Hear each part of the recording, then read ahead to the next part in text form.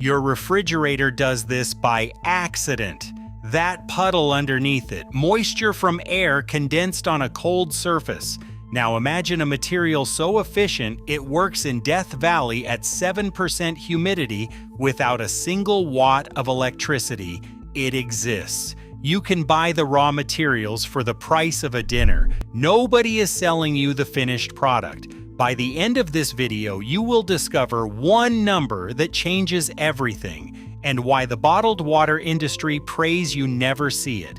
What I found in that desert changed everything I thought I knew about water. Last spring, I drove 6 hours into the California desert to meet a materials researcher who had been running a solar water harvester for over 2 years. I had seen his posts on off-grid forums for months, blurry photos, hand-drawn diagrams, claims that sounded impossible to verify from a screen. So I went. What I found was not complicated. It was embarrassingly simple. A box roughly the size of a microwave sat on a metal stand in his yard. No visible moving parts. Inside it was a cartridge packed with a white crystalline powder called MOF 303. That stands for Metal Organic Framework. It is a synthetic material engineered atom by atom at a university laboratory. It pulls water directly from the air. The system works in 2 phases. At night, the powder absorbs moisture from the atmosphere. Even at 7% humidity, it captures water molecules and locks them into its crystalline structure.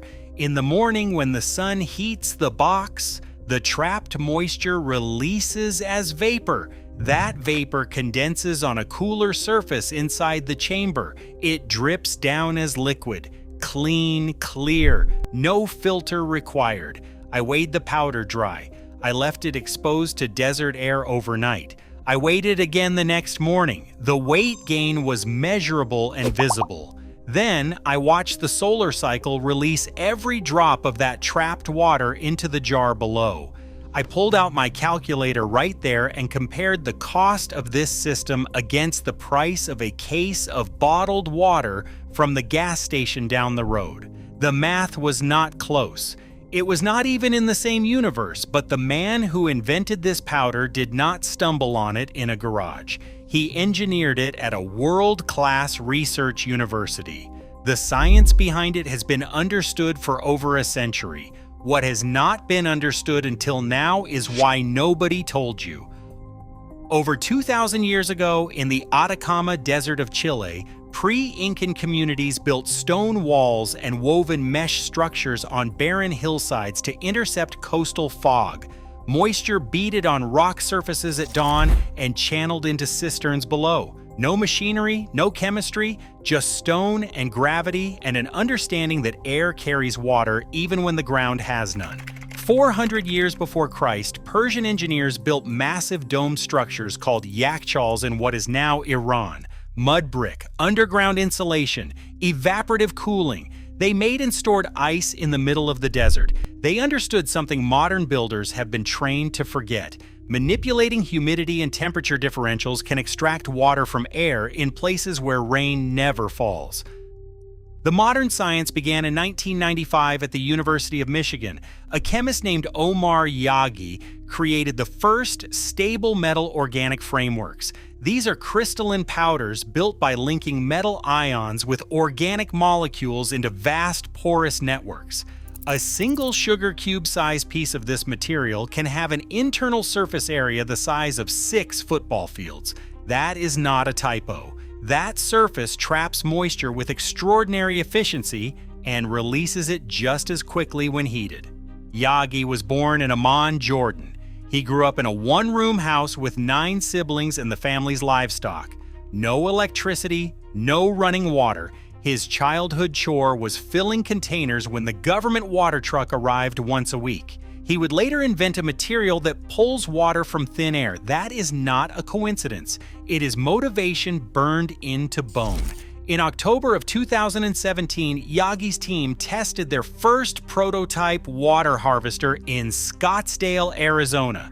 Desert humidity dropped to 8% during the day and rose to 40% at night. The device captured water overnight and released it under sunlight the next morning. It worked exactly as the physics predicted. By 2018, Yagi had created MOF303 using aluminum instead of the far more expensive zirconium. This made the material at least 150 times cheaper. It also doubled the water capture capacity. In August of 2022, the team tested a handheld harvester in Death Valley National Park.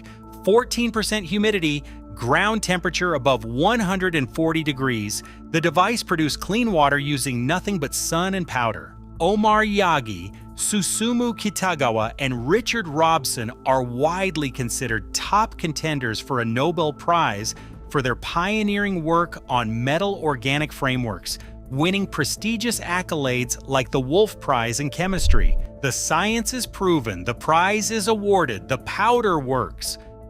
So why can you not buy a water harvester at your local hardware store? Why has no plumbing code been written for it? Why has no building inspector in America ever been trained to approve one? The answer is not complicated. It is expensive for someone else. The United States bottled water market was valued at over $47 billion in 2024. Globally, that number exceeds $353 billion. 5 corporations dominate the supply. And here is what they would prefer you never learn. 64% of bottled water in America comes from municipal tap water sources, the same water that fills the factory bathroom. Families are paying upwards of $1 to $3 a gallon for it on average, and sometimes far more if buying individual premium single-serve bottles. A label printer stamps the words Mountain Spring on a bottle filled from a city water line. The International Bottled Water Association spent $410,000 on federal lobbying in 2023 alone. In 2011, the National Park Service banned the sale of bottled water in national parks. The goal was preventing 2 million plastic bottles a year from entering the waste stream. The bottled water lobby fought that ban for 6 years. By 2017, they succeeded in getting it reversed. Lobbyists walked the hallways of Capitol Hill with briefcases full of industry-funded research, not to advance water technology, to protect the water market. Then there is the regulatory wall. Atmospheric water harvesting exists in a legal void in the United States. No section of the International Residential Code addresses atmospheric water generation for homes. No plumbing standard covers it. No building inspector has ever been trained to evaluate it. The technology does not fail inspection. The form simply does not have a box for it. Water rights law makes it worse. Under the doctrine of prior appropriation that governs Western states, rainwater was long classified as belonging to downstream rights holders.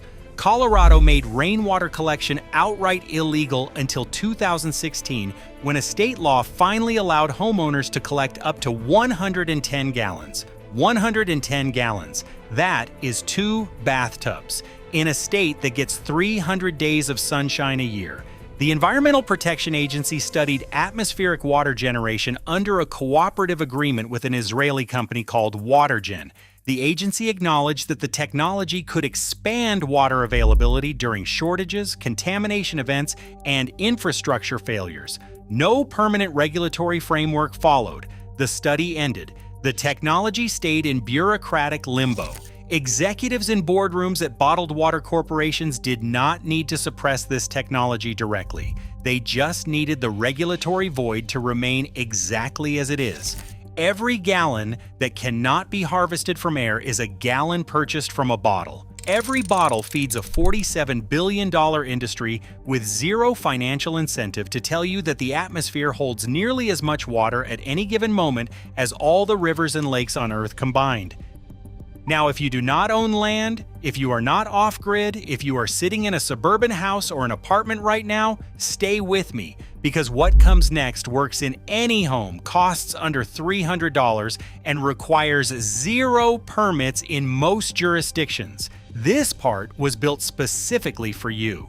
Here is the number I promised you at the beginning, the one measurement that changes everything. University of California, Berkeley researchers tested a MOF 303 water harvester in Death Valley. The measured yield was 210 to 285 grams of water per kilogram of powder per day. 1 kilogram of powder, roughly the weight of a bag of sugar, producing up to a cup and a half of clean water every single day using nothing but sunlight. Scale that to 10 kilograms and you approach a gallon and a half daily. No electricity, no plumbing, no filter. Atacama projects a production cost of 1 cent or less per liter when the technology reaches commercial scale. 1 cent per liter. Compare that to the cost of bottled water, which can easily be hundreds of times more expensive per gallon. That is not a 10-to-1 difference. It is not a 100-to-1 difference. It is closer to 1,000 to 1. Commercial MOF harvesters are not yet on store shelves. Atacama plans to manufacture and sell 200 units in 2027. But the same adsorption physics works right now with materials you can buy at any hardware store today. Here is how to build it. You need 10 pounds of calcium chloride desiccant flakes. This is your sorbent. It pulls moisture from air aggressively, even at low humidity. Same physics as the MOF powder, but with lower capacity and more frequent cycling. $15 to $25 at any home improvement store. You need 1 shallow aluminum baking tray or a black painted metal sheet, roughly 2 feet by 3 feet. $8 to $15. This is your solar heating surface. You need 1 clear polycarbonate or acrylic sheet to cover the tray. $10 to $20. This creates a greenhouse effect for the release cycle. You need 1 food-grade collection container with a spigot, $5 to $10. Aluminum foil for a reflector panel, $3 to $5. Silicone sealant for the condensation chamber edges, about $5. Total cost for the complete system runs $46 to $80 depending on what you already have in the garage. Calcium chloride is highly deliquescent, meaning it dissolves into a liquid brine as it absorbs water. Heating this brine to evaporate water can cause chemical spitting, and drinking water contaminated with calcium chloride can cause severe gastrointestinal irritation. This DIY build is an educational demonstration of physics, not a safe source of drinking water. 1 cycle in moderate humidity yields roughly 500 to 1,500 milliliters of water. Results depend on your local conditions, tray size, and desiccant quantity. Multiple trays scale in a straight line. 4 trays can approach a gallon per day in favorable conditions. 3 things you need to know before you start. First, filter this water through a basic activated carbon filter before drinking. The process produces clean water, but a simple filter removes any residual chemical traces from the sorbent. Second, if you live in the Gulf states or anywhere with high humidity, your yields will be significantly higher. The desert numbers I mentioned are the floor, not the ceiling.